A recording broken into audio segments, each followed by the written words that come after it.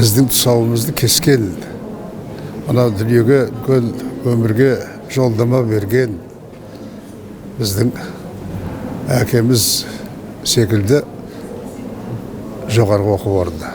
Біз біріншіден өзімізді таптық қоғамдағы орнымызды, Казгудың арқасында. Казгу альма-матер, біздің қасиетті төріміз. Казгудың босағасынан аттаған сайын әлі тіземіз дірілдеп келеміз. Үлкен қасиетті бір қағбаға келе жатқан секілді болып келеміз. Өйткені біздің ұстаздарымыздың рухы, ұстаздарымыздың әруағы, солардың оқыған лекциялары әлі дейін әрқайсысы үні құлағымызда тұрады, кескіндері көз алдымызда тұрады. Сондықтан біз осы өмірде, қоғамда неге жеттік, қалай жеттік дейтін сұрақ шығатын болса, ең әуелі осы альма-матерда алған біліміміздің негізі дұрыс болғандықтан жеттік қой деп ойлаймын. Олар біздің ұстаздарымыз, қасиетті ұстаздарымыз. Кешегі біз мұхаңдарды көрмедік, бірақ біз мұхаңдардың алдынан дәріс алып едік дейтін Зейнолла Қабдолов. Кешегі тура биде туған жоқ, туғанды биде иман жоқ деп сөзін тура сөйлеп өткен Тұрсынбек Кәкішев.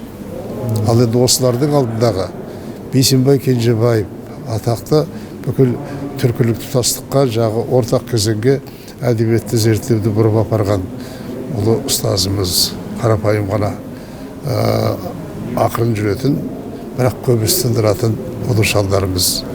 Темірғали Нұртазин, ол кісінің эрудициясы, ол кісінің жағы сөйлеу мәнері, шешендік өнері өте жоғары болатын.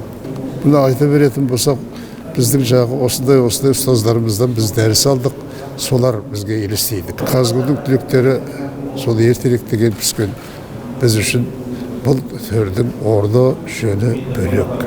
Қайда жүрсек те, қандай қасиетті жерге барсақ та, біз ең әуелі өзіміздің осы альма-матерімізді еске алып отырамыз. Тәуба, сол Казгудың арқасында біз ер жеттік.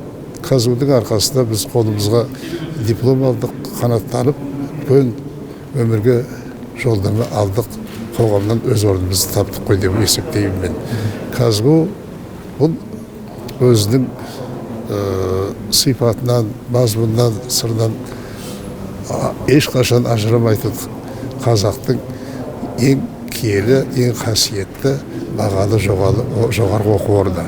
Сондықтан мен қазір ұжым арқылы бүкіл ұлт ғылым мен ұлт білім ордаларын осындай альма-матеріміздің 90 жылдығымен біздің қарт Казгуымыздың мәртебелі биікке көтерілуімен қызу құттықтаймын. Алла тағала бізге тәуелсіздікті берді, оны қадірлеуіміз керек. Сол секілді маңдайымызға біткен тәуелсіз білім беретін, адамның жанын байытатын, ойын тереңдететін қасиетті төрді қастерлейік. 90 жасың құтты болсын, қадірлі қарт Казгуым.